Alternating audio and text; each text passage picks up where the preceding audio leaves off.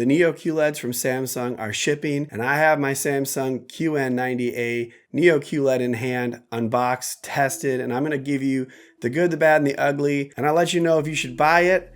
I promise some answers here, so let's get into it.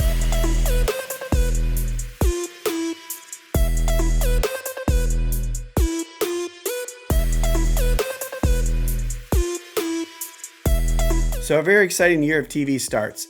I'm really anticipating some of the newer TVs this year. I'm sure that's said every year, but many companies are offering new features, more brightness, and with a couple exceptions, most TV manufacturers are changing their game for 2021. So will the Samsung Neo QLED be one of those TVs with their mini LED technology? I'll be going over the physical differences out of the box, then some of the things that I noticed in the OS and picture quality, and then at the end, I'm going to look into some of these tests that we normally run to see if the quality control is up to snuff, as well as if the mini LED has really changed the game for Samsung, and whether or not I can recommend you spend your hard-earned money on this TV. Before I pop the top, please make sure to smash the like button. I'm sure you will when you're fully motivated, but when you're down there, subscribe to my channel for all the TV review and installation videos, and make sure to set the bell to all so you'll be notified when I upload a new video.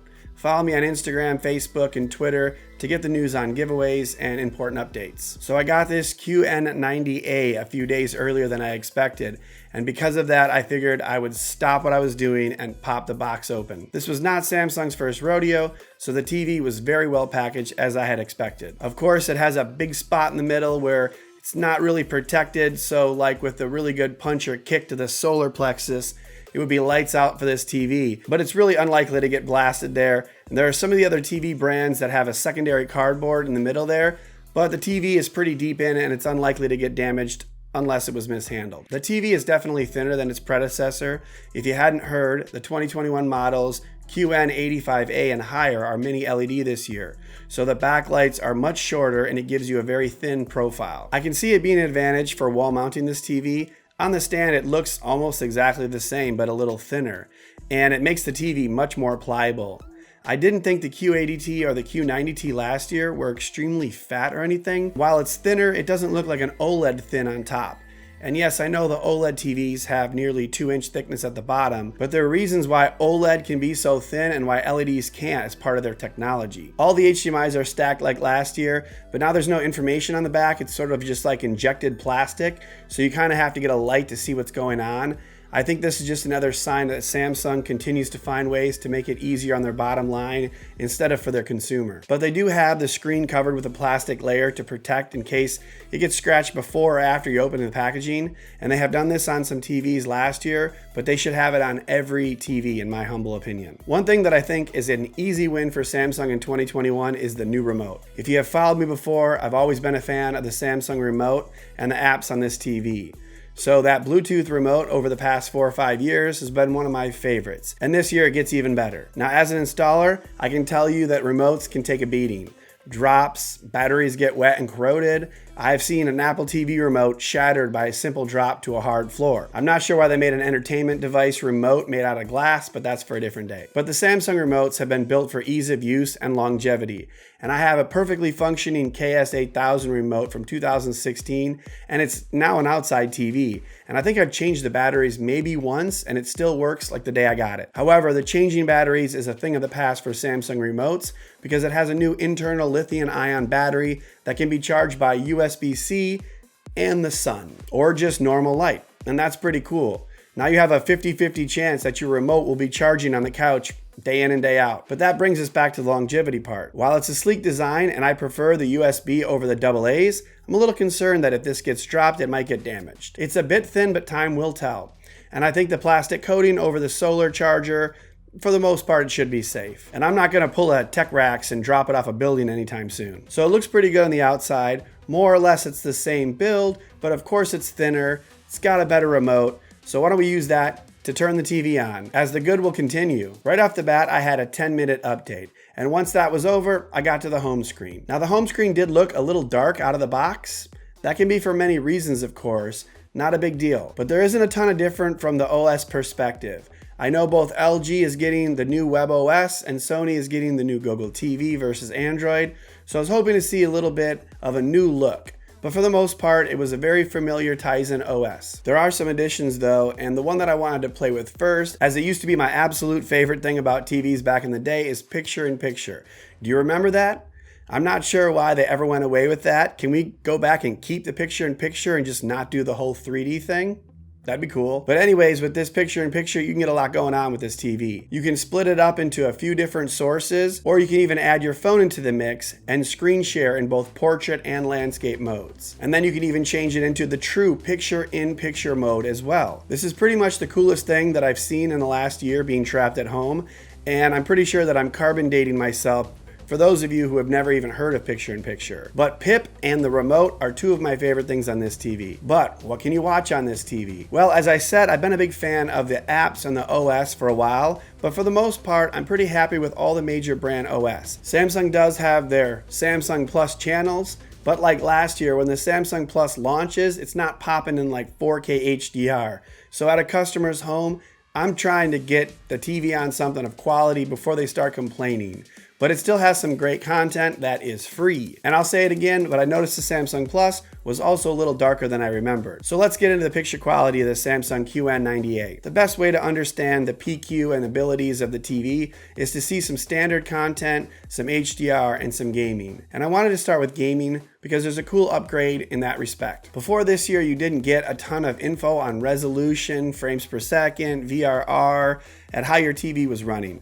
But this year that has changed with the new gaming bar. In game mode, you just press the play pause button and immediately you can see that Dirt 5 is running at 4K at 120 on the Xbox Series X with FreeSync, Premium, engaged straight out of the box. And while playing, the FPS was variable because it was reflecting what the Xbox Series X was giving it. So that was pretty cool, and not sure if you noticed anything else there, but I'll get to that in a second. Overall though, in gaming, the color and the motion were similar or better than that of 2020, and the color was more realistic. It wasn't quite as blinding bright as I remember, but the detail in game mode was incredible. And so I'm pretty happy from a gaming aspect. It was looking good and the game bar showed 120 FPS, VRR working, even though my son was blaming the game bar for his poor driving. SDR cable looked very similar to 2020, so I won't bore you with the details other than to say that it's clear to me that these top LED TVs have the brightness to make SDR content look really colorful and lifelike. They aren't always as sharp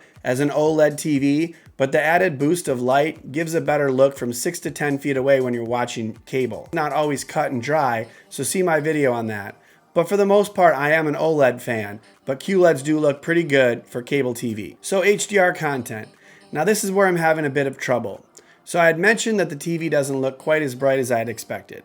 So I was messing around with a lot of the settings. Of course, I took the brightness optimization off, which was formerly called ambient detection, not to be confused with ambient mode. So I see why they changed the name, but removing that limiter and cranking up as many settings as I could, I really could not get what I expected from the 4K HDR content. And I had gone into Netflix and played the first movie that I found, which was an interesting Will Smith movie, Bright, which actually looked dark. I was a bit confused at what I was actually watching because the definition up close was remarkable. It looked like OLED quality, give or take, but it was definitely darker than previous Samsung QLEDs. And I think it's because with the smaller mini LEDs and the more dimming zones, there's just a lot more dimming happening on these Neo QLEDs.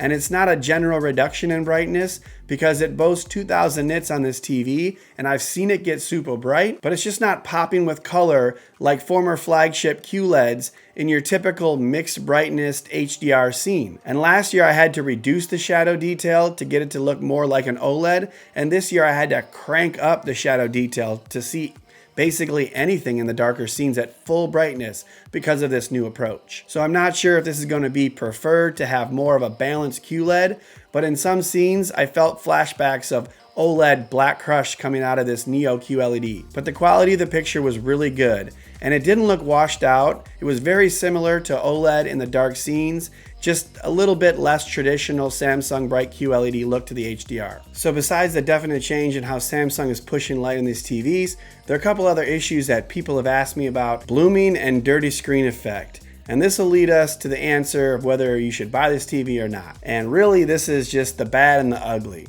So testing the TV is not always the way to go for a new owner, but some have speculated that the mini LED was supposed to make Samsung competitive with OLED, so it should stand up to some simple testing, right? However, simple dimming tests revealed some issues. Now the TV does have hundreds of dimming zones, but the quality and the ability of the dimming algorithm to fend off these tests look same or worse than the Q90T did with only 96 zones. And the light was tripping up this TV like I had never seen on any top LED TV before.